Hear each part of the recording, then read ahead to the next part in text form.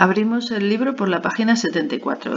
Aquí nos habla de la medida de ángulos, cómo medir ángulos. Tenemos dos formas de medir ángulos, los grados y los radianes. El grado sexagesimal ya sabemos que una circunferencia completa tiene 360 grados.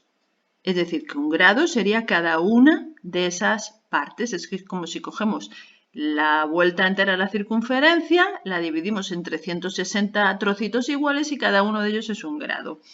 En cuanto al radián, el radián, fijaos en esta figura de aquí, en la cual tengo una circunferencia y tengo un trozo de circunferencia, un sector circular. En este sector circular, la medida que tienen el radio y el arco es la misma, ¿veis? R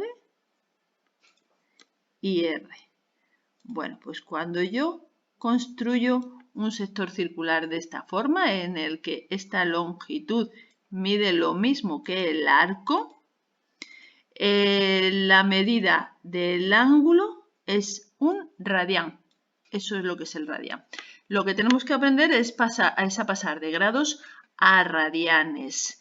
El ángulo el libro, perdón, nos hace un ejemplo. Yo no lo voy a hacer exactamente así. Lo veréis luego en el ejemplo. Con lo que sí me voy a quedar, que es lo que pone aquí, que es como yo lo hago, es que hay una relación, hay una relación de proporcionalidad directa, que es lo que vamos a hacer, en la cual vamos a utilizar que 180 grados son pi radianes, ¿vale? Luego lo veréis en el ejemplo, porque aquí pues es un poco lioso. Vamos a pasar ahora a donde dice razones trigonométricas de un ángulo agudo, que luego seguimos en la página 75 en otro vídeo. Empiezo por hablar qué es esto de las razones trigonométricas de un ángulo agudo. Bueno, al ser un ángulo agudo, como por ejemplo este, el ángulo A, es porque es un ángulo que mide menos de 90 grados. Bueno, ¿qué es esto? ¿Por qué trigonométricas? Porque yo parto de un triángulo, hago medidas en un triángulo, eso es lo que es la trigonometría. Bien, tengo un triángulo rectángulo, en este caso. Y fijaos que según el teorema de Tales, si yo construyo estos tres triángulos, los tres son semejantes porque he cortado con rectas paralelas. Al cortar con rectas paralelas se me determinan varios triángulos. Vamos al pequeñito. Fijaos que si yo tengo esta medida, este lado de aquí, que es el lado BC, que es el que aparece ahí en ese numerador, y lo divido entre este otro lado de aquí, ¿vale? Que sería el lado AC, ¿vale? Tengo una de las divisiones o razones o cocientes, porque la palabra razón hace referencia a un cociente. La razón de dos números es su cociente. Bueno, entonces estoy dividiendo este lado entre este lado.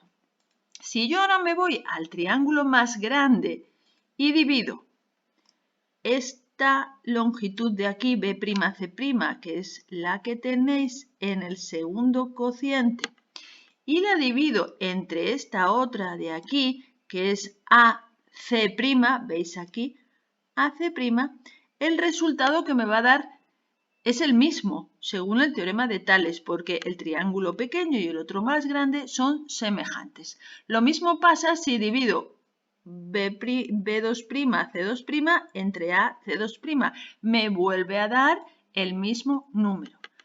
Todos estos cocientes o razones me dan siempre la misma cantidad.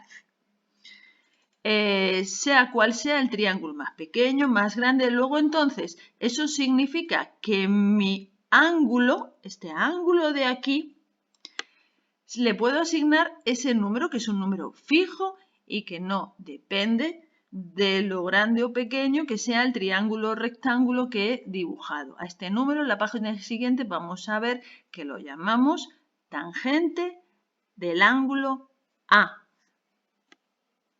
La tangente del ángulo A es ese número que obtengo cuando divido el cateto que está enfrente entre el cateto que se llama contiguo, que es uno de los dos que forman el lado A.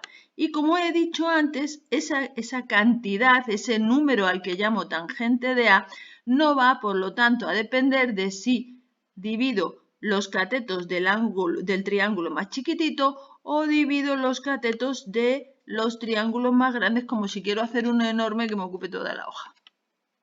Paso a la página 75.